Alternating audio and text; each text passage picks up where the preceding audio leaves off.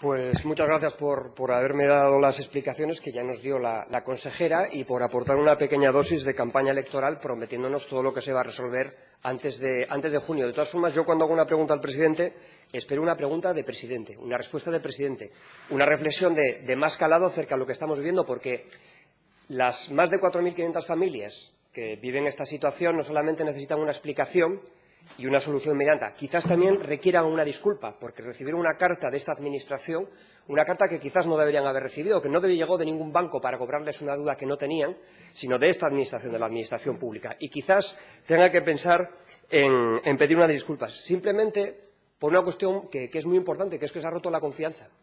Se ha roto la confianza porque se asociaba que la democracia iba acompañada necesariamente al refuerzo de los derechos. Eso es una cosa que está grabada, es una huella que quedó en la memoria colectiva de las luchas anteriores y que se ha puesto en duda con el caso del ERA. Fíjese, hace unas semanas yo contaba en esta Cámara una anécdota. Hablaba de la historia de una asamblea en la que personas de distinta procedencia, desde ganaderos hasta mineros, tenían un extraño sentimiento de culpabilidad, no se sabía muy bien por qué, se sentían culpables de algo que eran derechos colectivos. Y su portavoz, el señor Lastra, bromeó con esto y su grupo parlamentario sonrió, preguntando ¿y usted con qué tipo de gente se junta?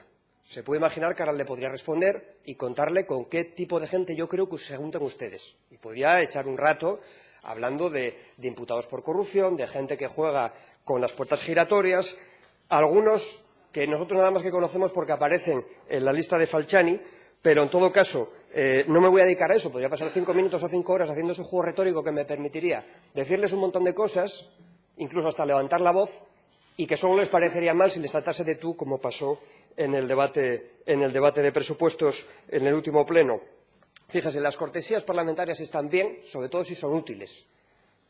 Pueden ayudarnos a hacer nuestro trabajo, pero no hay que confundir la democracia con la cortesía parlamentaria. Se puede valorar la habilidad de las formas. Nosotros podemos valorar que un cocinero haga malabares con un cuchillo, pero al final lo que cuenta son los platos que elabora. Y cuando ustedes, que tienen mucha habilidad con los usos de la Cámara, con los procedimientos y las costumbres, reclaman que se cumplan leyes que ya están, pues no están haciendo su trabajo, porque su trabajo no es ese. De la misma manera que un obrero no cobra simplemente por ponerse las botas y ponerse las gafas y el casco. Estamos aquí para hacer otro tipo de cuestiones. Y no sé en qué momento ustedes confundieron la democracia con la cortesía parlamentaria, porque lo que necesitamos, ya se lo dije en una ocasión, es que el tiempo se suspenda, porque los que aparecen en la lista Falciani no tienen problema ninguno de tiempo. Aquí hay que suspender el tiempo, pero no congelarlo. Y congelarlo supone no afrontar medidas de emergencia para problemas que tienen una fácil solución, al menos desde el punto de vista legislativo, que es una de las cosas que aquí abordamos. Los servicios sociales se han deteriorado y por eso se ha perdido la confianza. 1 de cada 4 personas no llega a cobrar la ayuda de dependencia y hay más de 6.000 en el limbo de la dependencia. No pueden decir que es un problema de malversación de nombres. Hay historias detrás de esos expedientes y se lo hemos recordado una y otra vez y ustedes negaban ese problema. Lo mismo que negaban que existiese un problema con el repago geriátrico. A ver si repago se puede decir cuando son políticas del PP, pero no cuando son políticas del PSOE. Fíjese, podríamos pensar que los problemas es de presupuestos. Y diríamos, de 118 millones que tiene de presupuesto Lera, cobramos 41 millones a los propios usuarios. Esos usuarios que supuestamente no pagaban. 41 millones de euros. Cuando el 80% de las personas no tienen siquiera los ingresos necesarios para pagar la plaza mínima, 1.276 euros. Pero viendo lo que pasó con el ERA, nos damos cuenta de que el PP no puede ser excusa para absolutamente todo. Si usted escuchó las comparecencias de las personas que asistieron el lunes pasado, se daría cuenta de que había irregularidades que ustedes negaban y que se estaban dando, que había gente que no había sido informada, algunos incluso engañados, gente que estaba en una residencia privada, al lado tenía una cama privada íntegramente de gente que recibía el copago y que su cama, que era una cama que estaba concertada, no se les había gestionado la ayuda a la dependencia. Ese tipo de cosas fue las que explicó punto por punto Rosa Espiño y que su consejero negó, hasta que no les quedó más remedio, porque la gente se juntó y además siempre hay un símbolo que lo condensa todo. En este caso, el testimonio de una mujer que explicaba cómo su madre de 90 años había perdido las capacidades mentales y habían utilizado su huella para firmar un contrato. Esa huella no valdría para haberle votado a usted, señor Fernández. Y un voto es lo más parecido a un contrato en democracia. Es lo más parecido a un contrato en democracia. Y entonces empiezan a surgir dudas. Empiezan a surgir dudas porque ustedes aquí no hacen votar a los muertos como el PP hacía en Galicia, el PP de Fraga, pero ustedes les cobran a los muertos. Y además se abre un proceso, nos surgen las dudas, de que haya un proceso encubierto de privatización como el que se vivió en Galicia. Y esto, además, se acentúa cuando usted tuvo una consejera que tuvo que dimitir porque su marido participaba, era titular de una empresa que recibía camas concertadas. Son dudas.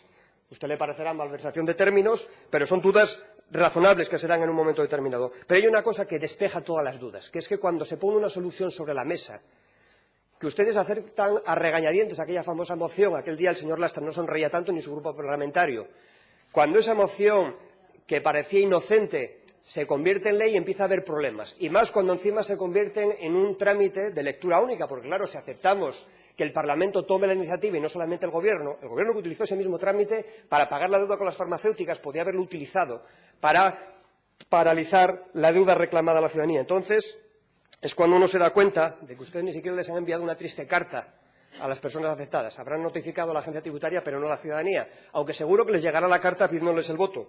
De eso no nos cabe la menor duda. No les extrañará que la gente se haya juntado como estos que se reunían en aquella asamblea que tanta gracia les hacía, y más después de haber escuchado las declaraciones del señor Rodríguez Vigil, ese consejero, supongo que experto en estafas después del Petromocho, que nos cuesta 67.000 euros y que llamaba poco más o menos que caraduras o sinvergüenzas a los que ponían en cuestión ese sistema que él se entendía que había sido padre, casi él solito, de haberlo hecho mal. Ese tipo de declaraciones son las que hacen que la gente se sienta culpable. Declaraciones como las del señor Rodríguez Vigil, pero también que sientan rabia y que tengan ganas de salir a contar la verdad, y eso fue lo que hizo la gente. Utilizó el altavoz que hay aquí en este Parlamento, recorrió Asturias explicando cómo había sido engañada muchísima gente y además se atrevieron a venir a comparecer aquí, aunque fuese entre lágrimas. Eso es lo que hace la gente cuando entiende que se ha roto el contrato social que han firmado con ustedes. Mire, señor presidente, no solo escuche a los que le rodean, especialmente si tienen o el corazón de piedra o la cara de granito. No lo haga menos que durante la próxima campaña electoral no quiera que le confundan con el cobrador del frac. Muchas gracias.